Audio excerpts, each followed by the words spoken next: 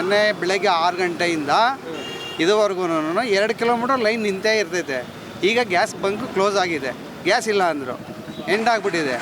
ಅವ್ರೇನು ಹೇಳ್ತಾರೆ, ಏಜೆನ್ಸಿಯವರು ಅಲ್ಲಿ ಹೋಗಿ ಕೇಳಕ್ಕೆ ಹೋದರೆ ನೀನೊಬ್ಬನೇ ಏಜೆನ್ಸಿ ಇಲ್ಲ, ಎಲ್ಲರಿಗೂ ಕೊಡಬೇಕು ಅಂತ ಹೇಳ್ತಾ ಇದ್ದಾರೆ. ಇದು ಭಾರತ ಸರ್ಕಾರದ್ದೇ ಮೊದಲನೇ ತಪ್ಪು. ಮುನ್ಸೂಚನೆ ಗೊತ್ತಿತ್ತು ತಾನೆ, ಯುದ್ಧ ನಡೀತೈತೆ ಅಂತಂದೇಳಿ ಗೊತ್ತಿತ್ತು ತಾನೆ, ಮೊದಲನೇ ಇದನ್ನು ಅಲರ್ಟ್ಮೆಂಟ್ ಮಾಡ್ಕೊಳಕ್ಕಾಗ್ತಿರ್ಲಿಲ್ವಾ? ಅದೇ ಅವ್ರ ಎಲೆಕ್ಷನ್ಗಳಿಗಾಗಲಿ, ಈಗ ಮೋದಿ ಬರ್ತಾರೆ ಅಂದ್ಕೊಳ್ಳಿ, ಯಾವುದೋ ಒಂದು ಫೀಲ್ಡ್ ಗ್ರೌಂಡ್ಗೆ ಮುಂಚೆಗೆ ಸೆಕ್ಯೂರಿಟಿ ಎಲ್ಲ ಅರೇಂಜ್ ಮಾಡ್ಕೊಂಡು ಇವರು ಆಮೇಲೆ ಕರ್ಕೊಂಬರ್ತಾರೆ ತಾನೆ. ಇದು ಹಂಗೆ ತಾನೆ, ಮುಂಚೆಗೇನೆ ಎಲ್ಲರಿಗೂ ಅರೇಂಜ್ ಮಾಡಿ ನಾನು ಇಟ್ಕೋಬೇಕು ಅಂಬೋದು ಗೊತ್ತಿರಲ್ವಾ? ಎಲ್ಲರೂ ಬಾಯಿ ಬಡ್ಕೊಂತಾರೆ ಅಷ್ಟೇನೇನೆ, ಆದಮೇಲೆ ಯಾರು ಬರಲ್ಲ. ಪ್ರೈವೇಟ್ ಅವ್ರಿಗೆ ಯಾರಿಗೂ ಕೊಡಲ್ವಂತಲ್ಲಿ ಗ್ಯಾಸು. ಒಬ್ಬ ಮ್ಯಾನೇಜರ್ಗೆ ಅಲ್ಲಿ ಹೋಗಿ 5,000 ದುಡ್ಡು ಹೊಡೆದ್ರೆ ಪ್ರೈವೇಟ್ನವ್ರಿಗೆ ಕೊಡೋದು, ಇಲ್ಲ ಅಂದರೆ ಏಜೆನ್ಸಿಯವ್ರಿಗೆ ಮಾತ್ರ ಕೊಡ್ತಾರಂತೆ. ಈಗ ನೋಡಿ, ಅವರೇ ಏಜೆನ್ಸಿಯವರು ಇಂಡಿಯನ್ ಆಯಿಲ್ ಪೆಟ್ರೋಲ್ ಬಂಕ್ ಏಜೆನ್ಸಿನೇ ಏನು ಹೇಳ್ದ ಗೊತ್ತಾ ಸರ್, ನಮ್ಮ ಥರನೇ ಸಾವಿರಾರು ಜನ ಏಜೆನ್ಸಿಗಳಿದ್ದಾರೆ, ನಮ್ಮದು ಟೋಕನ್ ಬರಬೇಕಲ್ಲಿ, ಕ್ಯೂ ಸಿಸ್ಟಮ್, ನಮ್ಮ ಟೋಕನ್ ಬಂದಾಗ ನಮಗೆ ಲೋಡ್ ಬರುತ್ತೆ, ಅಲ್ಲಿ ಗಂಟ ಬರೋಲ್ಲ, ನೀವು ಇಲ್ಲೇ ನಿಂತ್ಕೊಳ್ಳಿ ಅಂತಾರೆ. ಇನ್ನು ಸಬ್ ಡೀಲರ್ಗೆ ಇನ್ನೆಲ್ಲಿ ಕೊಡ್ತಾರೆ?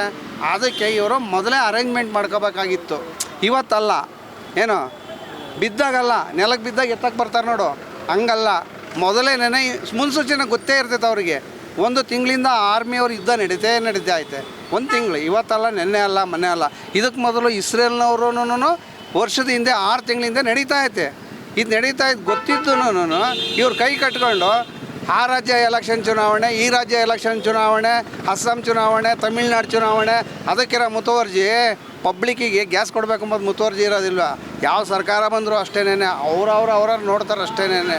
ಏನೋ ಪಬ್ಲಿಕ್ಕಿಗೆ ಏನು ಅನುಕೂಲ ಅನಾನುಕೂಲ ಅನ್ನೋದನ್ನು ಯಾರೂ ನೋಡಲ್ಲ.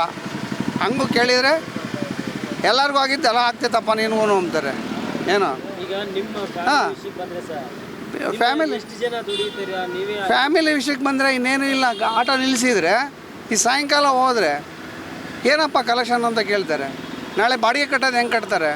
ರೇಷನ್ ತಗೊಂಬರೋದು, ರೇಷನ್ ಒಂದು 10 ರೂಪಾಯಿ ಕೊಟ್ಟರೆ ಅಕ್ಕಿ ಸಿಗುತ್ತಾ? ಸಿಗಲ್ಲ. ಅದರೊಳಗೆ ಆಟೋ ಡ್ರೈವರ್ಗಳದ್ದು ಎಷ್ಟು ರೇಷನ್ ಕಾರ್ಡ್ ಕ್ಯಾನ್ಸಲ್ ಆಗಿದೆ ಕೇಳಿ. ರೇಷನ್ ಕಾರ್ಡ್ ಕ್ಯಾನ್ಸಲ್ ಆಗಿರೋದು